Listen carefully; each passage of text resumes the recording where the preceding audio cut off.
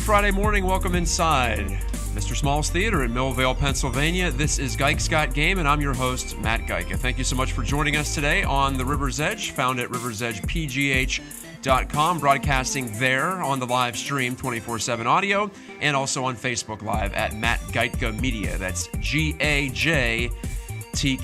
We're talking plenty of hockey this morning, and I'll get right to our featured guest, Alan Saunders, in just a moment, but also coming up later in this hour, is there a solution to Major League Baseball's wild card, call it a sugar rush, call it ridiculousness, call it fun if you love it.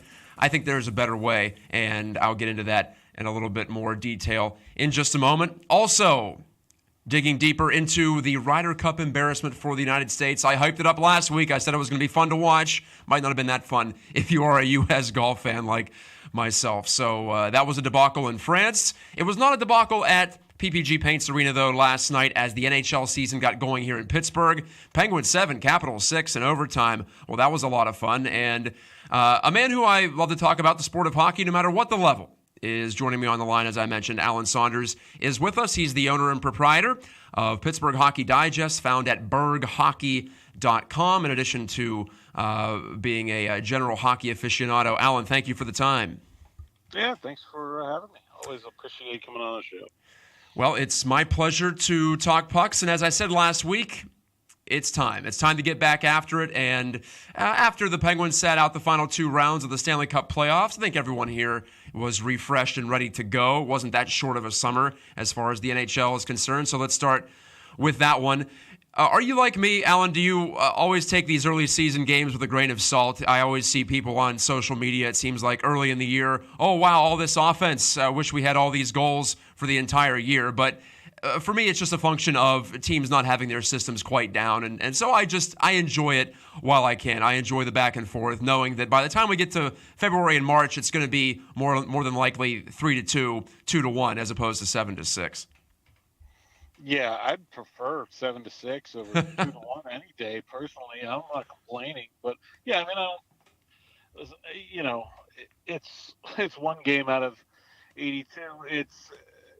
And there's a lot of other circumstances involved there too. You're talking about a Washington team that's playing its second game in as many nights. Probably had some tired legs there, especially this early in the season.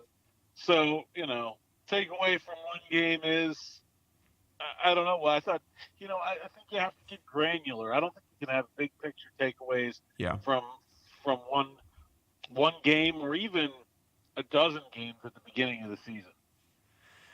One thing that I do buy into, though, and I saw ESPN's John Buccigross, a hockey booster, if there ever was one, tweeting about this. I've had this thought, too. I do think that eventually hockey's going to tilt back toward the offensive side of things because the players coming into the league these days are so much more individually skilled. They have individual skills coaches. There are better drills. There's better training. And I think overall that gives the advantage to creativity and to the puck going into the net more. Do you buy into that, or are you more along the lines that, well, if forwards can get better, if offensive players can sharpen their skills, then the same goes for the defensive side and for goaltending too? I just think, to me, it comes down to coaching. I mean, for the most part, there are some offensive systems and things, power play, stuff like that. But for the most part, a coach can't make a guy score more. That comes down to talent. But a coach can make a guy give up fewer scoring chances. And so I just feel like the game is very heavily coached because, coaches want to keep their job. They want to succeed. And that's the only way they can impact the game. They can't make their guys score more often.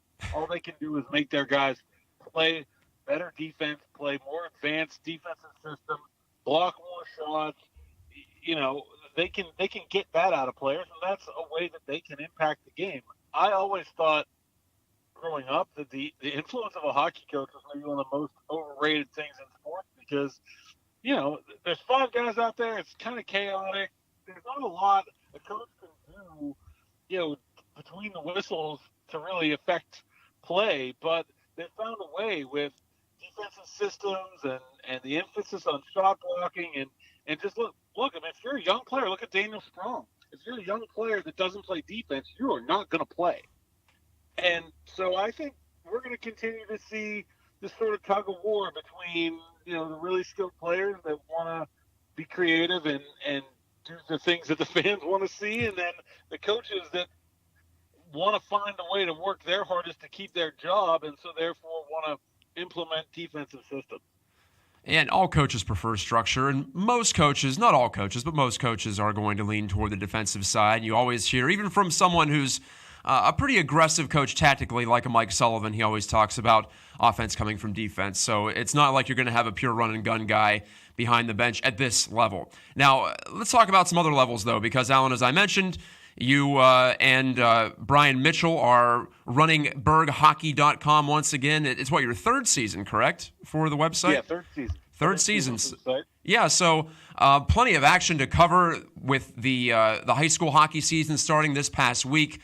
I've seen Brian in every rink, I think, across Western Pennsylvania already, so he's off to a roaring start. He has a podcast, and you guys are going to be covering the PIHL from stem to stern here. So what can we look forward to in terms of coverage this year? Is this what we can expect the whole rest of the way? Is this maybe a new normal for Pittsburgh Hockey Digest? Yeah, we're going to cover the PIHL, through the first 2 years. We covered it a good bit, and we sort of found that was maybe the unscratched itch in the Pittsburgh hockey market. It seemed like that was a thing that people couldn't get enough of. And we've kind of expanded that area of the coverage. We've got Ed Major also on the South Hills doing some stuff towards that. And seems like the response has been overwhelmingly positive. And, high school sports are, when it comes to coverage, it's all about, plastering it wall to wall. You gotta get every grandkid in the newspaper. Yep. And so Mitch is doing a great job of that, and we're really excited about the coverage for high school hockey. I know the game that I broadcast on your Facebook page this past Tuesday down at South Point at Printscape Arena between Peters Township and Cannon McMillan. Yeah, that's a rivalry game every year, but the student sections were fired up. That's the best atmosphere I've ever seen in that building, and I've been doing that. This is now my fourth season broadcasting those games for Peters Township. So perhaps, just the level of hype is picking up a little bit more. That would be exciting for all of us and, of course, for you over there at Berg Hockey. Now, I'd be remiss if we didn't talk RMU pucks. I'm back working for the men's team, but you cover both the men and the women at the website. For the women, they started off with a split at home in their opening series. Now they take on number 1 Clarkson on the road. Is this the hidden gem in the Pittsburgh sports scene right now for you because of how good that the Colonial women have been over the past 2 seasons? Yeah, I think it's the best sports team in Pittsburgh. Maybe I thought Pitt volleyball. Yeah. I mean, that's really it. Those 2 teams over the last few years are the only ones that have been able to sustain an extremely high level of success. You're almost surprised when they lose, even to a really good team like St. Lawrence, which is nationally ranked as well. And it's just they're so solid, so well coached, and just that their playing style fits the players so well. I think that's the one thing that they do really, really well is they don't have like this team full of perfect skaters and that's really going to spread you out and run you around, but they all go to the front of the net and they all play defensive hockey and they get their sticks in lanes, and they're a really fun team to watch. And how about the RMU men? They, open up their season unofficially this weekend with an exhibition game on Sunday, 4 p.m. at the RMU Island Sports Center. Next week, a home-and-home against Bowling Green that we're all excited about. Always good to go outside of conference, which you don't get much of a chance to do in the Atlantic Hockey Association. So that'll be fun to start. It was a weird season for the Colonials, though, last year for Derek Schooley's team, Alan, because they had a losing record. That's their first time finishing under 500 this decade. That tells you how good they've been. But yet, even with all that being considered, they made a run to the conference championship game for the 3rd straight season.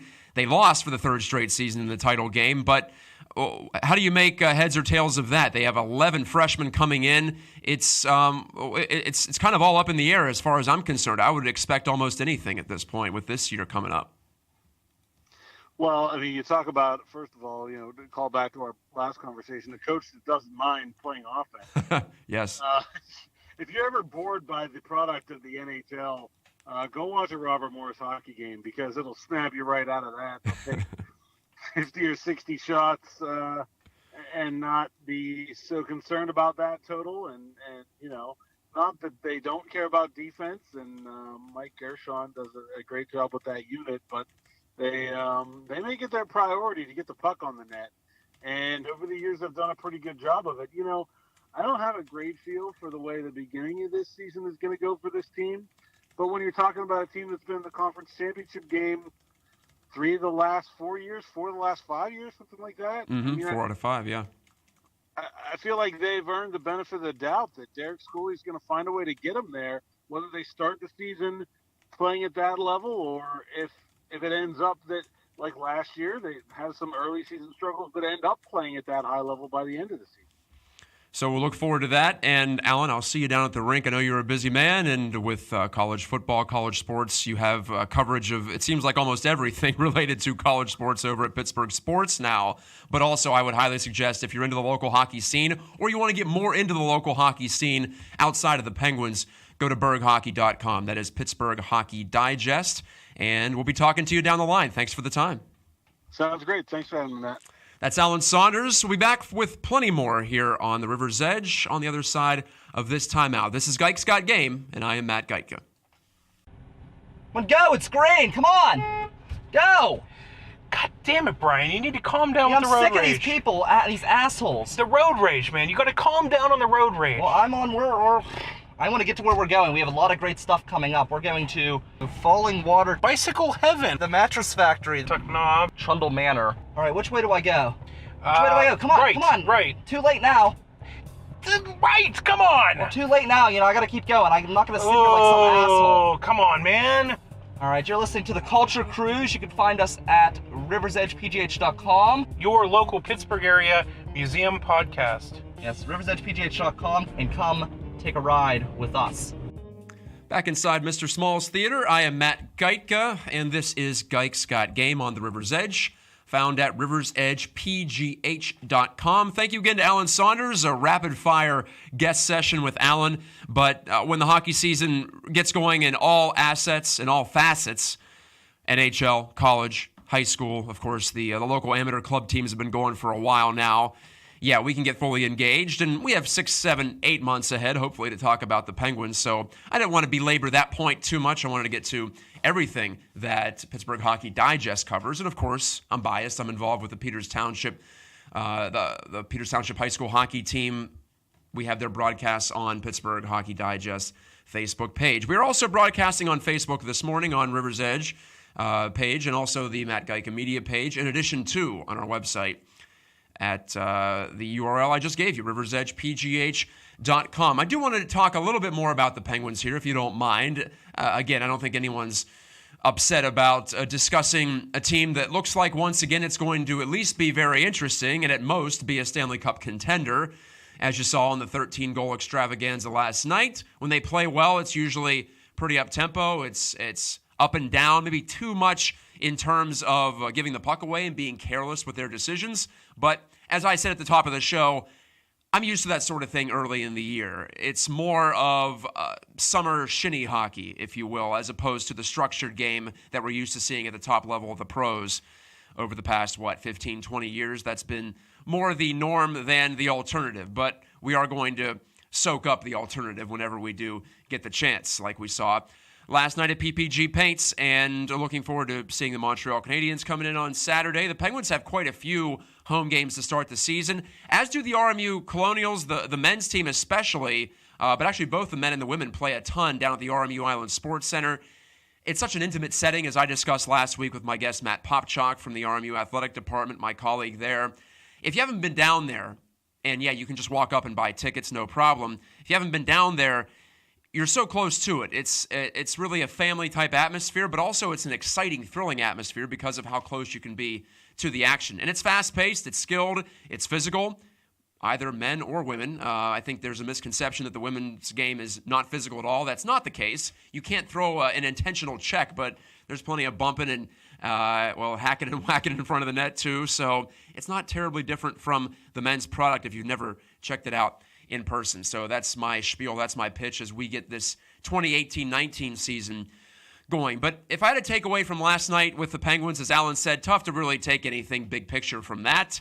It's not going to look like that for most of the year, at least if the Penguins are doing what they should be doing. It won't look like that where they're just handing pucks away and giving glorious chances to the opposition. But to see Chris Letang score a couple of goals, and yeah, he wasn't perfect last night, but the Penguins, sometimes Norris Trophy caliber defenseman in Letang, he hasn't been at that level very much recently, and a lot of that's not his fault at all. Injuries, concussions, he had the stroke a few years back too. But when he's been at the top of his game, he drives the Penguins' boat in a lot of ways. And when you play defense, you play a little bit more ice time first and foremost, but also maybe counterintuitively, but in this era of go, go, go and speed up the ice and moving the puck up and trying to get it to the forwards quickly, I think defensemen actually have more of an influence now on the game, especially the kind who play like Chris Letang, than they used to. They can be midfielders almost, if you want to use a soccer term, and they can dictate things. The game is all in front of them. And whenever I play hockey, that's one of the things that I always forget about playing defense. It seems not so glamorous, well, particularly at the recreational level, but the game is all in front of you. The players are ahead of you. You can see the ice. You can dictate in a lot of ways when you start with the puck in your own end on the breakout, or if you're just getting a transition going off of a turnover, someone with Letang's talent, with his skating, with his passing, with his shooting ability, which is underrated, sometimes erratic, but when he's locked in, it's pretty deadly, as we saw in overtime last night. When he's going well, though, the Penguins are a very different team. And yes, they won the Cup without him in 2017, but at the same time, they are nowhere near their potential without Letang at his potential. So if you want to pick a most valuable player for the Penguins, yeah, it's probably Sidney Crosby or maybe Matt Murray if he's playing really well. Potentially Evgeny Malkin, you know he has it in him, as we've seen in the past. But most important player, that's a little different. I think it's Chris Letang. And if he's playing well, the Penguins have a great chance of winning the Metro, a great chance of winning the Eastern Conference in the regular season, challenging the Lightning for that favorite spot, and the Maple Leafs for that favorite spot in the Eastern Conference, and getting back to that Stanley Cup final and potentially winning it. So keep an eye on number 58. He's tough to take your eyes off of, whether you're there in person or watching on television. But I think that is a very well-deserved position for Mr. Letang, and I'm looking forward to seeing how he can try to get things going. He said last year he never felt comfortable. What I loved hearing from Chris Letang this preseason was that he's going to get back to playing how he knows how to play, which is aggressive, which is taking chances. I think last year he tried too much to be that responsible guy, too much to be a guy who was playing like he was in his early 30s and playing on borrowed time. You can't play like that. Hockey is not a sport of half-ass. You have to go 100% at it. You have to go 110% at it if you want to use the cliche. And I think Letang got caught perhaps trying to minimize risk in his game, but when you minimize risk with a player like him, you also minimize reward. And that's not the way that Letang needs to play. So often last year, he was caught in between with his decision-making. It seemed like he didn't know whether to step up or drop back, and I would always prefer with the way he plays, with his skill and his explosive skating, that he is moving forward, that he is being aggressive, that he's being on the front foot. And I hope he gets back to that. From what we've heard from him, from the horse's mouth this preseason, I think he's going to at least try, and that's promising. Yeah, it might lead to some high-flying, trapeze artist type stuff, but at the same time, I think that's more positive than negative when Letang is playing like that. But also, I mentioned Matt Murray, and yeah, Crosby and Malkin, players to watch, obviously. The Penguins need elite-level production from them if they're going to succeed. Derek Brassard needs to be awesome as the third-line center, assuming he plays there. They probably are going to require more of the same from Jake Gensel, from Patrick Hornqvist, from someone like Daniel Sprong, perhaps, stepping to the forefront and being, whether it be a bottom six producer or someone who can complement a Crosby or a Malkin on a top two-line wing scenario. Matt Murray has to be at least average, and he was below average last year. I give him a break. His first full season in the NHL as a starter, and his father passed away midway through. So there's a lot of mitigating circumstances there. But if he's not at least average to slightly above average this year, then maybe the Penguins have to think about a future without Matt Murray and looking for other options there. The good part about that for the Penguins is that he's only under contract for, I think, another year. So they're not locked into him long term. They haven't committed big dollars and big years to Matt Murray. So it sounds weird to say that a guy who's won 2 Stanley Cups as a starter, well, the second year more of a part-time starter, but you know what I mean. It's hard to say that he has something to prove, but I think he does over the long run. And he has something to prove as a consistent performer in the regular season and in the postseason. He wasn't great last year. I think he would be the first to admit that, whether it be in the wintertime or the spring. So there's much on the table for number 30 as well as number 58 in this upcoming Penguins season. We'll take a break here on Geiks Got Game. Boy, I'm fired up about hockey. Can you tell I'm roaring out of the gate this morning? We're a half an hour into the show. It feels like it's only been about 5 minutes. I'll look for your comments on Facebook if you want to leave them there. Who's your most important Penguins player? We'll put that out as the big question for today's hour-long program. And if you post it there or on Twitter, I'll make my level best attempt to get to it and address your comments. Always fun to open it up to the crowd. I am Matt Geika, and when I return, we're going to talk about some baseball. Is the wild card a farce? Is it too much too soon in the playoffs? Is it cheap heat? However you want to term it. Is it a freak show and not in a good way? I think you can probably figure out where I'm leaning now after 7 years of the wild card format being what it is and the wild card game format being what it is.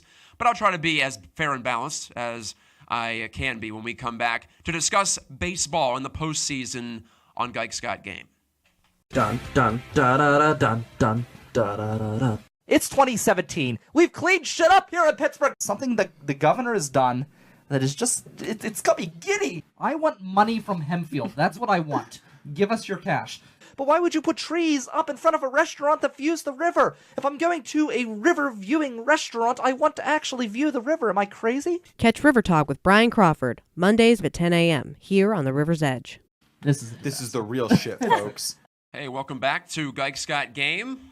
Mr. Small's Theater is the site, historic Mr. Small's Theater.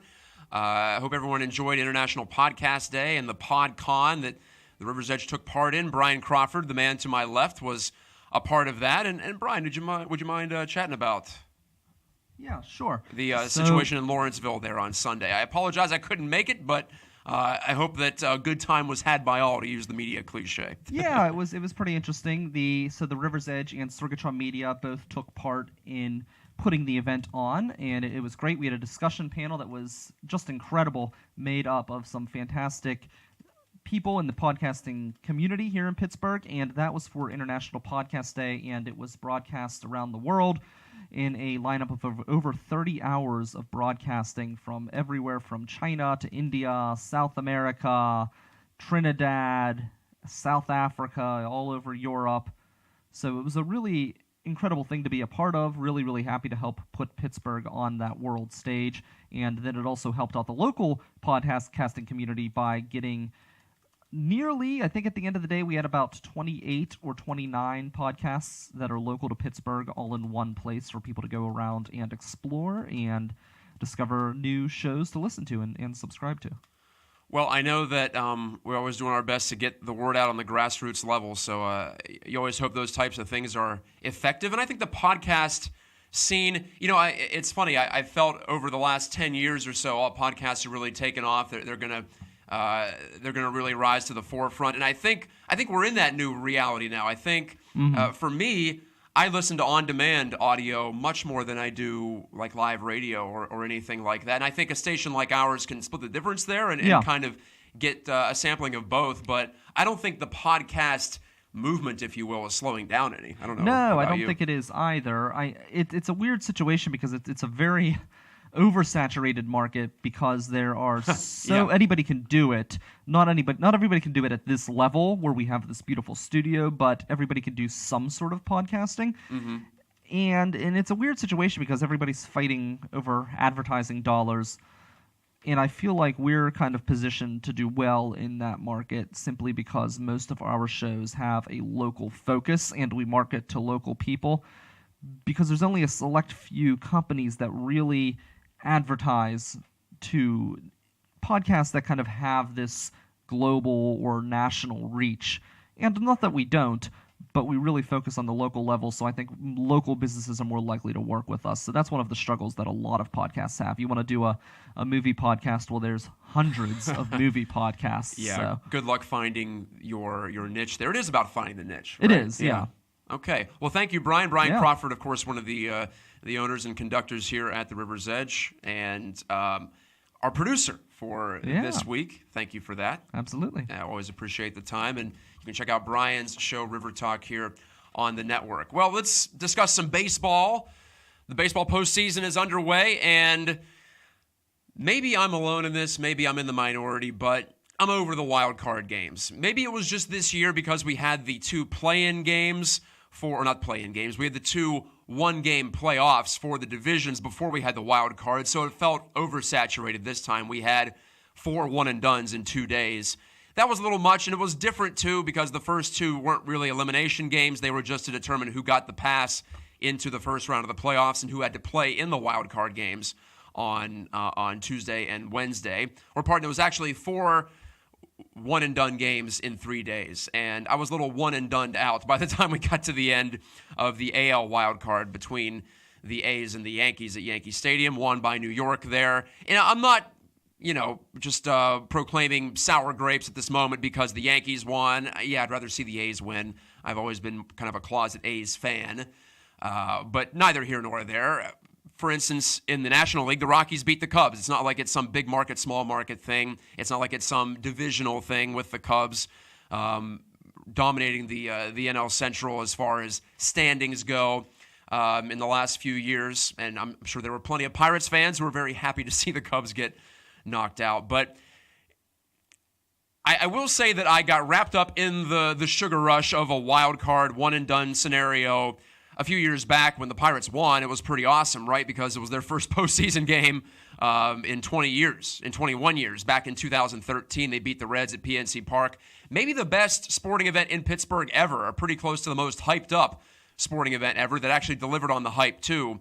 So you put that one right up there with Game 7 of the 1960 World Series, Mazeroski's walk-off homer. You put it up there with any Steelers-Ravens AFC Championship game from this century. That wild card game was that good because the stakes were that enormous. But at the same time, a lot of that was just based on the Pirates' history and being out of the playoffs for 20 years and all that pent-up frustration and energy being unleashed in one night. So without the wild card stakes, the single elimination thing, would it have been that incredible? Probably not. But it comes down to fairness for me. And I know the ratings are good for these wild card games, but would it kill you to at least do a 2-game wild card series for these two teams that are trying to make it into the playoffs proper? And you say 2-game, how would you do that? What if each team won one? Well, there are some ways to get around that. Number one, the team that's higher seeded gets a chance to host both of those games if necessary, and it only has to win one of those 2 games to advance. So you give an advantage to the team that had the higher wild card, the team that was the first wild card, if you will. And you, again, if we're talking about valuing the regular season, that's what the wild card game was all about initially, giving the division winners the advantage from winning in the regular season, making those games more important. I like that, but for instance, like we saw in the situation between, say, the Pirates and the Cubs in 2015, the Pirates were better than the Cubs in the regular season, but they were reduced into that 1-game scenario, and they were on level ground. Say if the Pirates got 2 games at PNC Park and they just had to win 1, that would give the regular season more weight. The same thing happened, in fact, in 2013 when the Pirates were the higher seed and they had to play at PNC. Actually, 2014 was the same way too. So the Pirates hosted 3 straight PNC Park games, wild card games, in those 3 consecutive years. I'm not just saying this because they lost 2 out of 3. I'm just saying if you want to make the regular season really count, give that higher seed a little bit more of an advantage. And I think maybe a 2-game series on back-to-back days would sufficiently pull that off, and it wouldn't delay the playoffs that much longer, because that's what I'm concerned about too. We've seen in the past teams that have a long layoff before the World Series, for instance, they typically don't play well in those first 2 games maybe of the World Series because you're not used to, as a baseball player, getting 6, 7, 8 days off. It's happened a few times, and it's tough to prove that the layoff was the reason for the team being rusty, but I don't think you have to stretch too far to come to that conclusion. So I don't want to, let's be clear, I don't want to make it a best-of-5 series or even a best-of-3 series, but if you do a 2-game wild card playoff as opposed to the 1-game scenario, the stakes are still pretty darn high, and a team can still advance in that first game, but it also gives some wiggle room, and it adds a little bit of a touch of fairness to the proceedings in a situation where when you're playing 1 game after 162, it's just wild. It's completely, in my opinion, a freak show, and not a good type of a freak show, not like the 97 Pirates freak show. It shouldn't come down to that. And for me, it's artificial urgency there. We're not used to seeing it. It's not appropriate for the first game of the playoffs for you to roll into that and have to empty the bullpen to play everybody. Does it make for exciting situations? Yes, I'm not arguing that. But I want to value the regular season more, and I want to give these teams a little bit more wiggle room at the start of these playoff situations. And I don't think the ratings would drop that much. I think, in fact, they would stay essentially the same. And I think that's a pretty good solution for a playoff scenario that, while I think is good, I think it's beneficial to reward division winners. And I think it's beneficial that in baseball it's harder to make the playoffs than in any other of our major sports leagues. Only 10 make it, and really only 6 make it into the real stage of the playoffs, the best of 5, right away, and only 8 make it after the wild card situation. So 8 out of 30 making it to the divisional round, I like that. I think, again, it values the regular season as opposed to the NHL or the NBA where 16 teams make it. It's more than half the league. Or even the NFL where, 12 teams out of 32 make it. I love to make the postseason more exclusive. And while the second wild card has left more teams in the race late in the regular season, which is good, the side effect of these wild card games, it's just a weird situation, too, where you go from complete urgency, batten down the hatches type stuff, artificial game 7, and then you go into a best of 5. It makes it a disappointment when the divisional series starts. That's the feeling I've had. It's like, oh, we were already ramped up to the nth degree, and now we got to drop it down here. The first game of the divisional series should be really exciting and not a letdown. And I think in a lot of ways emotionally it is. So those are my thoughts on the MLB postseason. I think it's time to move on from the one-and-done wild card and just tinker it a little bit. I'm not saying make a big change. I'm not saying invite half the teams in Major League Baseball to the postseason. But I'm saying give that top wild card more of an advantage and create a little bit more margin for error at the start of the postseason, because the goal is to get the better teams to advance. And I don't think a one-and-done scenario necessarily gives you the best chance of that. Like we saw in 2014 with the Giants and Madison Bumgarner, 2015 and the Cubs with Jake Arrieta, both came to Pittsburgh, both shut down the Pirates. I'm not sure the Pirates were the worst team or the lesser team in those matchups. I just think they didn't have the ace that those two teams had, the Giants and the Cubs. And that's not what baseball is about. Baseball is about depth. It's about a full team. It's about 25 men, not about the star controlling things. So those are my feelings. Let me know what you think on social media. Again, I'm at Matt Gajtka, G-A-J-T-K-A, on Twitter and on Facebook. When we return, we're talking some golf. My buddy Zac Weiss, who has covered plenty of PGA Tour golf for the Did You See That Network, DYSTNow.com. We're going to discuss the Ryder Cup embarrassment and whether it portends further doom down the line for Team USA or just a blip on the radar, losing on the road. That's to be expected at this stage of the game in this competition. This is Gike's Got Game, and you are listening to The River's Edge. Hey, it's Mike Sasson. Guess what? You used to love us at 10. You're going to love us even more at 9. It's me. It's Alex. It's funniness. It's guests. It's all sorts of me yelling into microphones only 1 hour earlier. It's exactly what you need at 9 o'clock. It's like a shot of adrenaline. It's the Mike Sasson Show, now starting at 9 o'clock on Tuesday on the River's Edge, a new kind of radio. Embarrassment And injury at the Ryder Cup. Wow, it couldn't have gone worse for Team USA, I would surmise, outside of Justin Thomas. Last week at Le Golf National outside of Paris, I hyped up the Ryder Cup so much here. I said it's so much fun to root for the U.S. Well, it didn't quite deliver on that promise. It was an underachieving performance, to say the least, for Team USA, losing to Team Europe last week in golf's premier international event.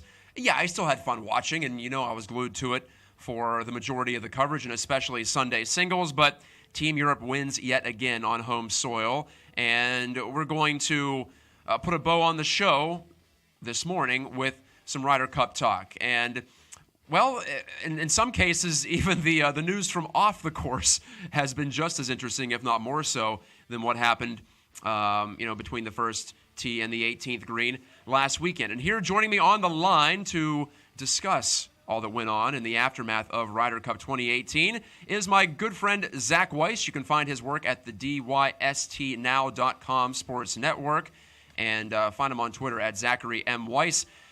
Zac, we in the media, if you want to call us a collective, have had plenty to discuss after this event, haven't we?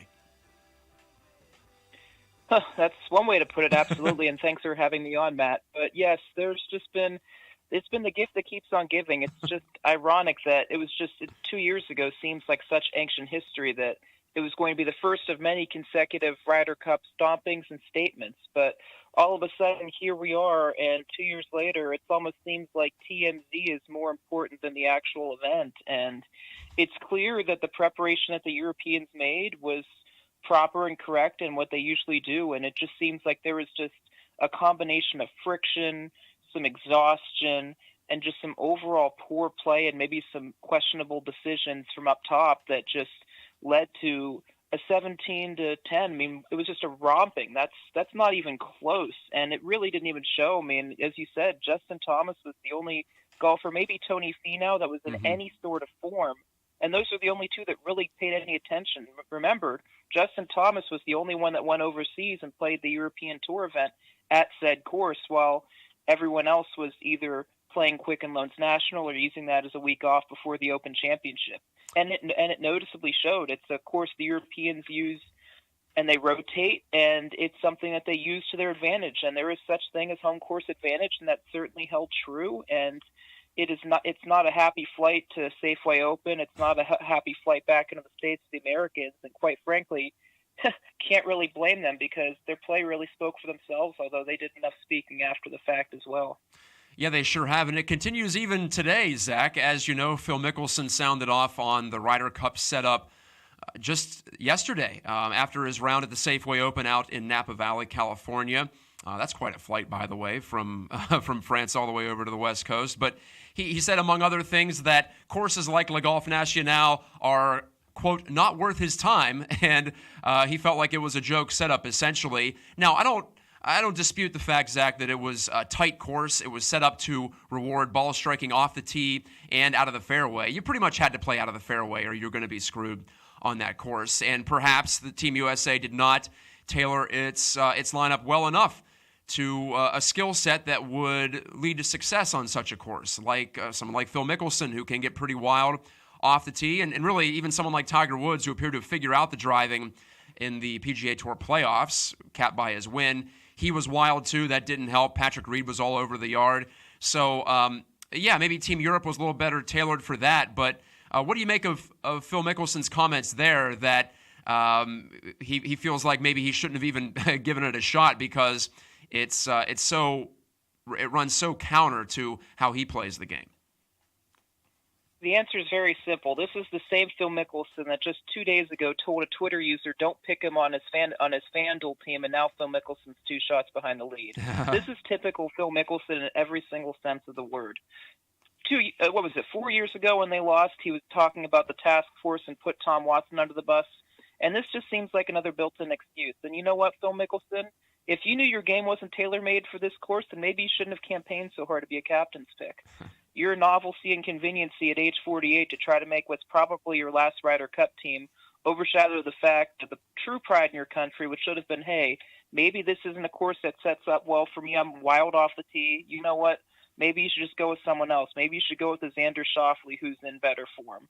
But Phil Mickelson was too proud for his britches, and now, unfortunately, he's one of many that were not in good form. Tiger Woods, I think, put everything into that Tour Championship and didn't have really any chance to celebrate it. He was on a flight just after his media obligations to France, so you tell me he wouldn't be spent with that. And Patrick Reed has not been in good form for quite a while, and a lot of these guys are passing the buck, and the fact that Phil Mickelson saying he's not going to play tournaments with rough like that anymore, all these events are having high rough, and if you're just going to be sour grapes about that, then you're just looking for an excuse for something. And quite frankly, Phil Mickelson can be the king of excuses sometimes, and this is just another one of those times. So it's unfortunate. The Ryder Cup setup I thought was very well. There should be a penalty for missing the fairway, and if you can't get your ball into the fairway, then maybe you shouldn't be on the team in the first place. And for Phil Mickelson, I think that's really rings true. Should not have played this past week, and there's a lot of guys maybe that should have.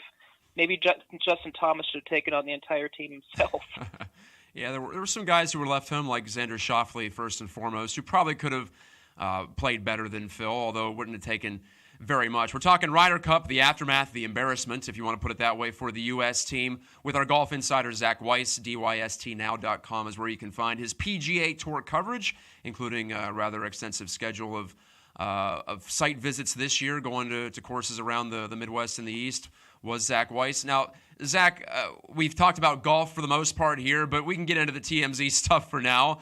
I think we fulfilled our requirement there. I don't think there's necessarily much carryover between how a team gets along off the course and on. I think you just have to execute first and foremost, and the U.S. team did not, as well as the European team. But yeah, I also admit that it doesn't help if you're maybe not seeing eye to eye, just as human beings. And we heard about Dustin Johnson and Brooks Koepka in a report in The Independent over in the UK that they had to be separated in the Team Europe room after the Ryder Cup. They were going to come to blows, it appeared. We were told those two guys were buddies. They were bros. They work out together down in Jupiter, Florida. Maybe not so much anymore. And, well, maybe that spilled over. I don't know. And then you also had the whole situation, unfortunate as it was, with Brooks Koepka injuring a fan, hitting hitting a fan in the eye with a drive. Not his fault. That happens in golf. But if there was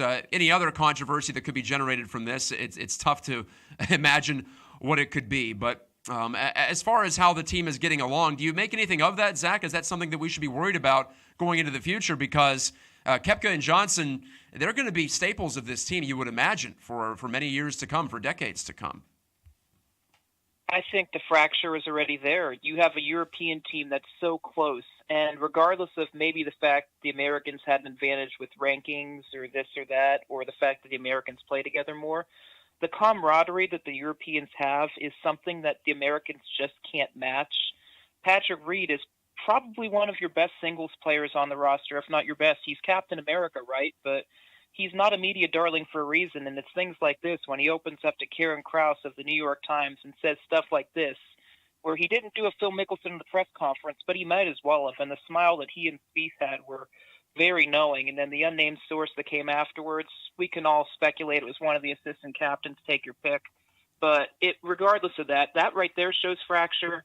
Dustin Johnson's one of the most stoic guys. He does not give you much of anything ever in press settings. Koepka's just about the same. He's not big on the whole media attention thing. So I think Dustin Johnson maybe got a little bit wound up with the whole Paulina Gretzky thing, with what's going on with them and all the headlines that went there. Koepka, I think, had some hurt feelings with the not being given attention to despite winning the two majors. So I think those two were a bit ornery. Spieth wasn't in good form. Perhaps he was a little ornery. Whether Reed wanted to play with Tiger Woods or play with Jordan Spieth, whatever the case is, Patrick Reed shot an 85 on his own ball Saturday morning. So you tell me if he can play with anybody. That's stuff that you and I can do. But it's at the point where the fact that the headlines off the course are worse than the headline, well, arguably worse than the play on the course, is quite telling. And it's very concerning. I mean, President's Cup is President's Cup. Unfortunately, I think every single tweak and advantage that can be used to try to get the internationals in is not going to help. And maybe, just maybe, something can happen with Tiger Woods, a captain, where he can right the ship and he's kind of a no BS kind of a guy. But we'll see, because right now I had this feeling that these guys are too worried about being bros and friends as opposed to just taking care of business on the golf course. And heck, if you have a pairing named Mollywood that goes 4-0 against you, that's pretty telling right there. The fact that Francesco Molinari, the first-year European player to go 5-0-0, and most of that on Tiger Woods' benefit, that tells you something. The fact that Woods and Mickelson have a big offer in the win column, that tells you something. I mean, it just goes down the line. It's just a cocktail to just a bad medication, and the Americans were hit with a very heavy dose of reality, and it's unfortunate for them, but just like 4 years ago, they're going to have to learn. The only tonic for the U.S. right now that I can see in 2 years at Whistling Straits in Wisconsin, they'll be able to set up that course however they want, and, well, maybe we'll see the pattern continue where the home teams dominate. That's been the case over this entire century, really. The U.S. has lost a couple of times on home soil, but one of those with a historic comeback included from the European team. So if you count that as a pretty good performance from the U.S. in 2012, at least in team play, yeah, it's been going back and forth as far as which team is better, and maybe it does just all come down to home course advantage. At the very least, Tiger Woods can go home and get some rest. Looked like he was ready to fall asleep on the podium at the press conference after the thing. Yeah, pretty hectic schedule at the end of the golf calendar. And also next time, the PGA Tour playoffs will not immediately precede the Ryder Cup, so we'll all have a chance to rest up, and the players should hopefully be completely good to go. That'll all be fixed by the change in the golf calendar. Zac Weiss will have coverage of the PGA Tour over at dystnow.com. You can follow him on Twitter at Zachary M. Weiss. He covers Duquesne sports as well for Pittsburgh Sports Now. Good to see his byline over there. Zach, thank you for the time. Got to run, but we'll talk to you soon. If anything else comes up regarding drama in golf, I'm sure you'll be the first one we'll chat with. So basically, we'll talk again in 5 minutes. All right, thanks so much, man. I appreciate the time and the platform. You got it, or at least before the Phil Tiger matchup on Thanksgiving weekend. Well, before I go here on Gike's Got Game, and thank you again to Alan and Zach, my two guests on today's show. Gotta love that. I wanted to get to your comments on who you think your most important Penguin. That's different from most valuable in my mind. Most important Penguin for the 2018-19 season. Clem on Twitter says it almost has to be Matt Murray. They've won a cup without Letang, and yes, I conceded that earlier. The important thing with Murray is with Letang is cutting way down on his mistakes. They can do that two ways, him playing his A game or by removing him from the lineup. I don't think they're going to remove him from the lineup no matter what, but your point is taken, Clem. Also, Seth D., the voice of the American International Yellow Jackets men's hockey team. Seth says, in my opinion, it almost always comes down to the goalie. So he says Matt Murray, too. No one else plays all 60 minutes. Good goalies cover up a lot of sins, and bad goalies can sink otherwise good teams. So he'll say Murray. Jared Wickerham on Facebook says Matt Murray. His performance affects games more so than anyone else. I'll agree with that. I'm not going to disagree with that, guys. The goalie's always important, but I do give a bit of a handicap to goalies because that fact is accepted. We already know that goalies are important. As far as if you do adjust a little bit, which I do mentally when I assess who the most important player is, then I say Chris Letang, because I think proportionate to his position, he's the most important guy, and that's just the way I look at it. Again, thank you so much for either watching on Facebook Live or on riversedgepgh.com/live or listening on our 24/7 audio feed. This has been Gike's Got Game, and I have been Matt Gajtka, G-A-J-T-K-A, reminding you that when the radio fades, you know life's moving fast. Thanks to Brian Crawford, and thanks to you for being on board for this wonderful one-hour journey. I'll be back with you next Friday, same time, same place. In the meantime, God bless and have a great week.